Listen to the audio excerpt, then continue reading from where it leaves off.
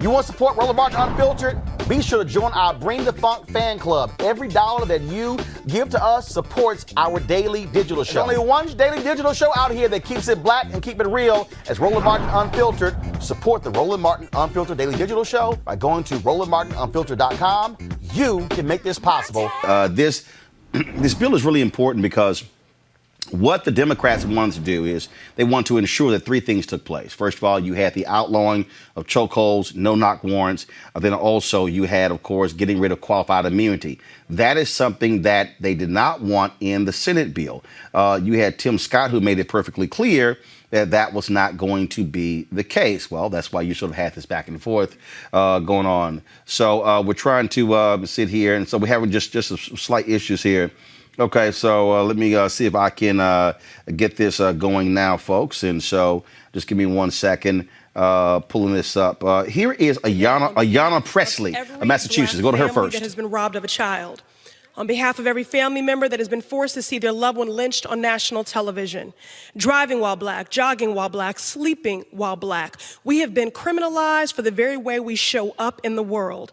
Under the harsh gaze of far too many, my black body is seen as a threat, always considered armed. Centuries of institutionalized oppression will not be undone overnight, for racism in America is as structural as the marble pillars of this very institution. With the power of the pen, we must legislate accountability, dismantle these systems, and move in the direction of justice and healing. The Justice and Policing Act is a critical step forward, and I applaud the leadership of the Congressional Black Caucus. But our work is unfinished. There is a rallying cry in communities across the nation. Black Lives Matter is a mandate from the people. It's time. Pay us what you owe us. Our black skin is not a crime. It is the beautiful robe of nation builders. Thank you. I yield. That was Ayanna Presley speaking right there. And so what I want to do right now is I want to see if I can pull up the clip of Congresswoman Omar. Of course, she, represents the particular district where George Floyd actually was murdered by the police. Gave a really powerful speech again on the floor, and so that's what we want to be able to play for you just a second. Let's see if I can go ahead and get this. There's an issue with the video on her Twitter page, and so that's what the problem is, and so we'll try to get that straight. Let's bring in my panel right now. I want to bring them in to talk about this story, but also another big issue, that is, of course, statehood in D.C. Teresa Lundy, principal founder of TML Communications, Derek Holley, president, Reaching America political analyst, and also Rob Richardson, host of Disruption Now podcast. Three Republicans join Democrats in voting for that particular bill, the George Floyd bill, and the families of victims. They endorsed that bill, the families of Tamir Rice and others. What's interesting, Rob, is to watch Republicans want to make the whole focus, Democrats are disrespecting Senator Tim Scott, as opposed to representing the interests of the families who actually had folks killed by cops. Yeah, I mean, they're trying to focus on the one, of course, African-American senator that they have, and they put him in charge of it not to actually get it done, not because he's a black man, but because they're attempting to, seems like, block real reform. Because I don't understand their argument. As Republicans, don't they believe in small government? Don't they believe in accountability? Isn't that what getting rid of qualified immunity will do? So why is it that they believe in all these principles, but when it applies to helping African Americans and making sure that police have some accountability, suddenly none of those principles applies? Like, no more small government. We need to have full protection, and government needs to do whatever it can. It can run over people's rights. I mean, I want consistency. If you believe in small government, show me small government, do it across the board. Otherwise, you have no principles, and you should just move out the way. All right, let's go to Teresa. Teresa?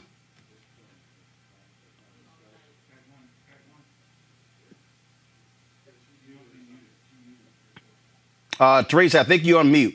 Need you to unmute yourself. Am I live? Now you on. Sorry about that. I agree with those sentiments in its entirety. I think there is another bigger issue where when we're talking about African American leadership and what the Republicans could have brought to the table, I think the only thing they brought to the table was Senator Tim Scott and his ability to be, one, an African American male, and two, also just bring across this George Floyd situation to the forefront. I think there could have been more senators backing him on this, not in silence, but in bold. But it also speaks to the tone of the entire Senate and how their lack of unity on this issue really does also show how big their response is. Because we look at other legislative pieces that they've backed, they've made sure that they were standing in attention with everybody else. But I think on this specific issue, they allowed Tim Scott to be out there alone. And I just think it's just telling of what their agenda really is. But here's the deal, Derek. Okay, fine. They didn't agree with Senator Tim Scott. But this whole play by Kevin McCarthy and others, they didn't. They did this because they kept calling Token, the black guy. I'm like, don't try to sit here and pimp this game. Democrats simply said the bill had to have qualified immunity, no chokeholds, had to have no knock warrants. Senator Tim Scott's bill did not address qualified immunity. Okay, they don't agree with it. That's not true. That's not true. His bill did address all three of those issues. Did it get rid of it? The difference in his bill was in the Senate was they were offering it as incentives. Those three initiatives that you just mentioned, they were offered as incentives for the police departments. If they went ahead and implemented these policies, then they would be incentivized with more money from the federal government. And this is not the first time that something like this has gone on, because they did the same thing when they changed the legal drinking age from 18 to 21. They incentivized the states to move forward with money. The same thing they did with the seatbelt law. When they ordered everybody to wear the seatbelt, they incentivize the states to do that. But here's the deal. But Derek, so what you're saying is that the same thing with this. Derek. So what you're saying is that the Democratic bill completely outlawed it. The Senate bill incentivized it. Well, exactly what I'm saying. But the thing about it is, Roland, just because they outlaw it, can I finish, please? Just because they outlaw it does not mean the guys that they're going to implement it. Because right now, many of the police departments right now have outlawed the chokehold. No. Hold up. Again, if it becomes federal law to outlaw, then you do it. You've now just broken federal law. Second, the point about qualified immunity. If one bill incentivizes you to, and the other one completely outlaws it, the Democrats are basically saying is, we're not going to give y'all more money to actually get rid of it. That's a major point of difference. Yeah. It's not a major point of difference. It is. How is that not? How is it not a major point of difference that when you have one side that's saying, we're going to work to give you more money if you don't do it? Hold on. So like, 1 second. Hold on. Wait. Derek, finish your point, then Rob. Derek, go. Like I said, this is not the first time that a major piece of legislation has been put forth to this country by incentivizing states to move forward. And something as big as this right here, just because you outlaw it does not mean that these states are going to abide by it. Wait a minute, Derek, wait a minute. Derek, finish my point. Hold up, Derek. I'm trying to, hold up. I need you to clarify something. So if they incentivized it, can't the state still ignore it? If you still you have the federal funding from it, what's the difference in you outlaw and ignore it? Oh my God, Rob, go ahead.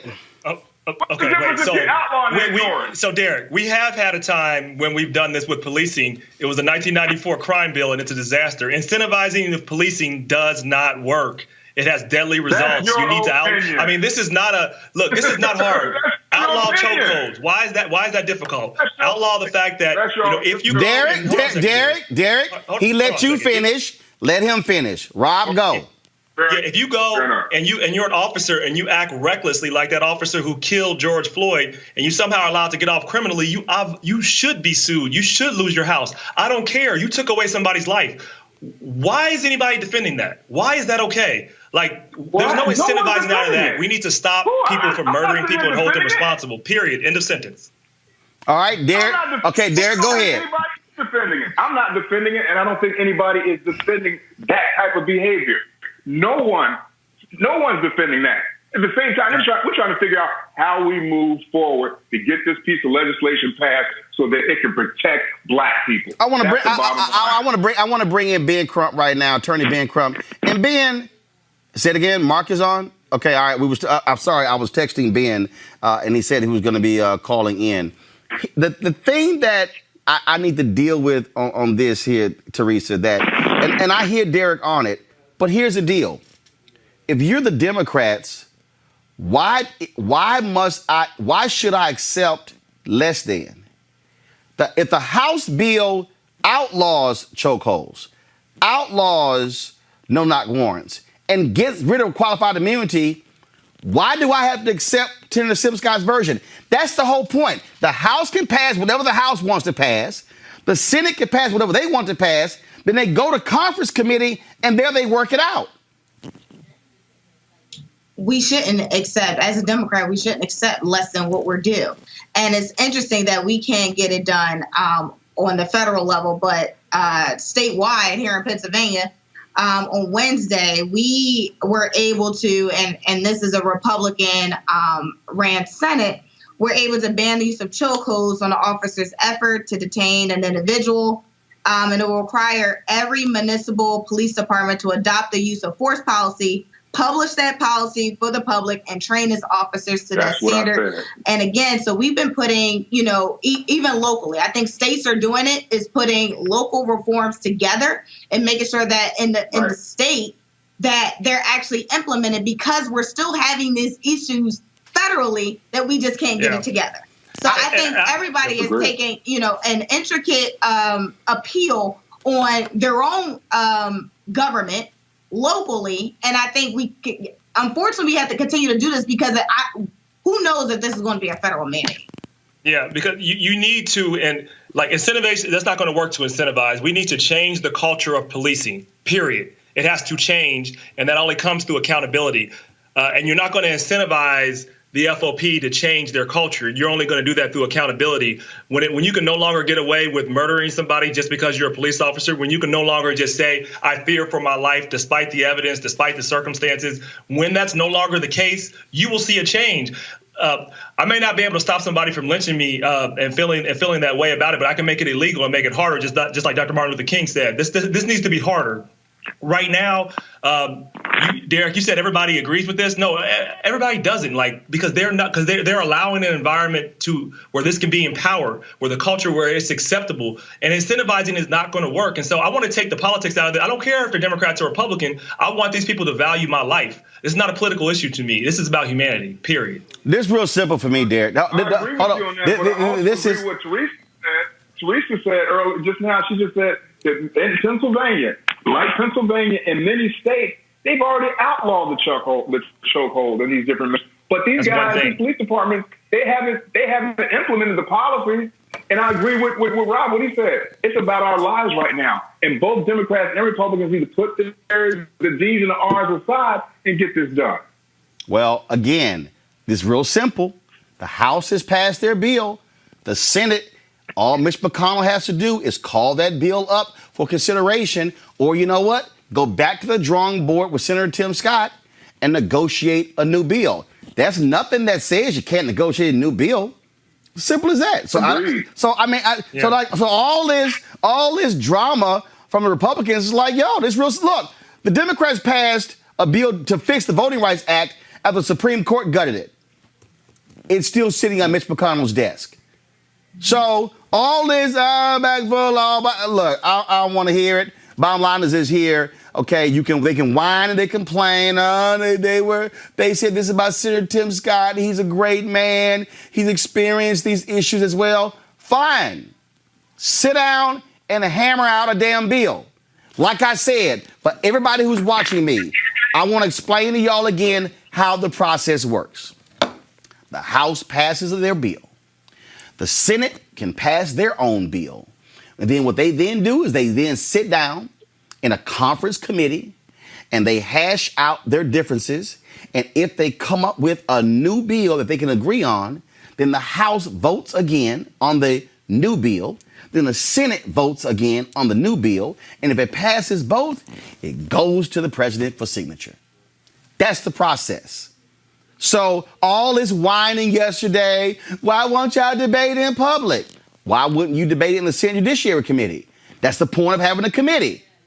See, that's why I'm just. It was just frankly hilarious, Derek. Just watching all the histrionics and all the pearl clutching, and I'm like, give me a break. Well, Roland, I don't understand why it has to be that the Democrats, what they put forth is so righteous and the right way to go. No, here's the deal. Hold on, you didn't hear what I said? What do you disagree with? What do you disagree with? Getting rid of qualified? Derek, you didn't hear what I said? Is priority. No, Derek, wait. They do. Derek, you didn't hear what I said? Derek, you didn't. Derek, you clearly didn't hear what I said. What I said was the Democrats passed their bill. The Senate, the Republicans passed theirs. No, the Republicans didn't pass their bill. The Senate passed theirs. No, they did not. The Senate did not pass theirs. They did not. And so what no, they did not. Wait. So what I'm saying is the Senate can now, Tim Scott can go back. Rephrase it. Yes. No, they didn't. Tim Scott can go back. He can sit down with Senator Harris. He can sit down with Senator Booker. He can sit. As a matter of fact, if I'm Senator Tim Scott, you know what I would say? I would say send it back to the Senate Judiciary Committee. Come up with a new bill, and let's see if that one gets passed. But I'm saying all the histrionics yesterday were just laughable as I watched these folks just go on and on and on. Y'all, do we have Ben Crump? Okay, sorry. So we don't have Ben Crump yet. I do want to get him on and talk about this here. I'll say something very quickly on this. Rob, go ahead. If you don't have qualified immunity, I don't think you have much of a bill. Like, I don't understand. So I think Democrats need to make Republicans explain why is it okay for officers to have no accountability when they do things like kill people when they don't have any right to. Why are you defending that? Make them defend that. Because there has to be some substance to what we pass. We don't want to pass something just to look like we're appeasing people. We need to pass something to change things structurally, period. Otherwise, we're wasting our time. And here's the other deal. Let's be real honest. Politics is politics. If you're the Democrats, you're watching a situation where you may very well take over the Senate after November. Guess what? You can wait to get a better bill. Happens all the time. All right, folks, back to our Roland Mark Unfiltered video in just one moment.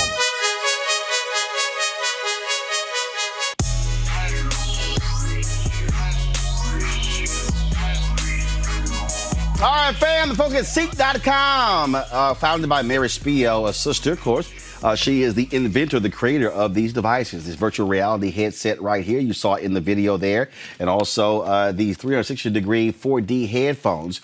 You can actually get these with a discount because they partner with us at Roland Martin Unfiltered. Right here, here's the code, RMVIP2020, RMVIP2020. First of all, folks, the headsets are phenomenal. The headphones are absolutely phenomenal. And of course, the VR headset is great because you just pop your phone, put it into the device, and you can actually see video in virtual reality. So it's real cool. Go to Ceek.com, Ceek.com, CEEK.com, and use the promo code RMVIP2020.